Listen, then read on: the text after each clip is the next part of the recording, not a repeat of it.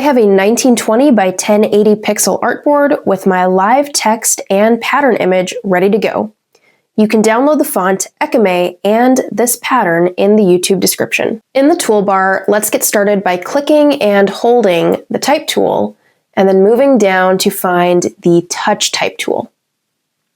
With the Touch Type tool selected, click the letter T, and let's resize this individual letter using the top right anchor point here. I want it quite a bit bigger than the rest of the word, and you can even click and drag to move it down just a little bit. Once you've done that, hit T on your keyboard to grab your classic Type tool. And now let's adjust the kerning to decrease the space between the T and the R.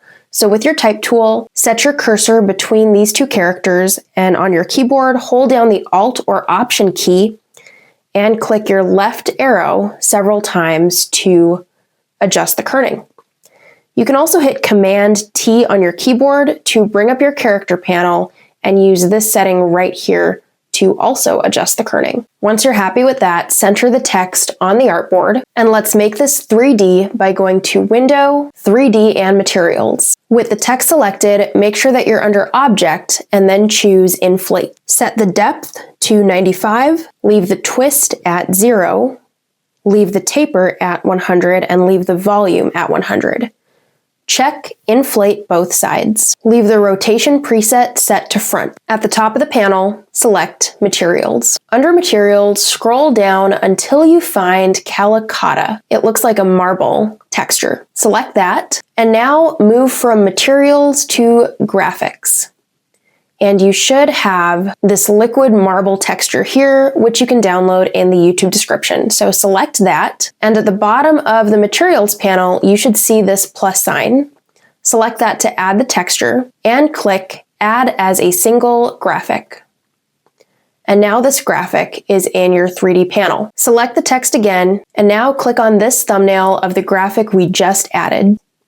Graphics will always automatically be placed in the center of your text boxes. So you can hover over the circle to click and drag your graphic, but if you accidentally grab a layer below, just go to your Layers panel and lock that layer. Select your text again and select the graphic in the Layers panel and hover over the edge and drag it to the very far left letter. This technique does tend to warp your images, so choosing an image that already has this sort of warped liquid pattern will help to blend that out. Go ahead and select your graphic again and repeat the process of dragging it to the left.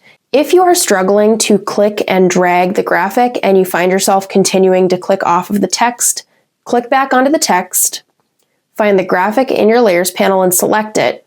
And sometimes starting with grabbing the top anchor point here and playing around with it before you click and drag your text will help you move it around. Repeat this for every single letter.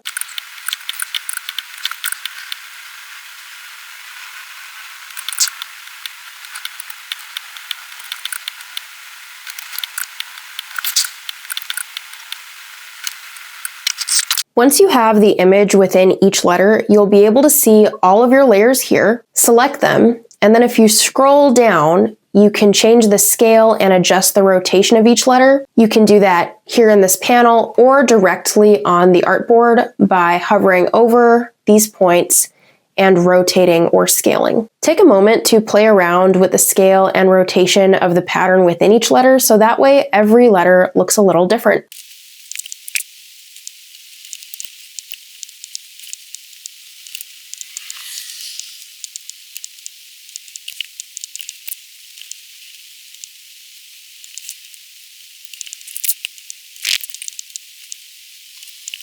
Once you're happy with how the pattern looks within each letter, let's go back to our 3D and Materials panel, and at the very top, click Lighting. I'm going to change the color of the light to a very light pink. The color I am assigning is FFC2DB, and hit OK. And you can see that adding that pink light just darkened everything up a little bit. I'm going to set the intensity to 104, the rotation to 135, the height to 84, the softness to 50, uncheck ambient light, Make sure that you turn on shadows, set the position of the shadows to sit behind the object, leave the distance from the object at 0, and bring the shadow bounds all the way up so the shadows have enough space to diffuse. The final step in this process is to turn on the ray tracing option here, so hit that drop down arrow, turn on ray tracing, and then select high, and now click render. This will take a few moments, so you should always save this step for last, and this ultimately makes all of your lights and shadows really, really smooth. All right, and that is how you make this 3D liquid marble psychedelic type text. I hope you enjoyed this tutorial. Please make sure to subscribe so that you never miss a video. I make Photoshop, Illustrator, and Affinity tutorials every single week. Thank you for watching.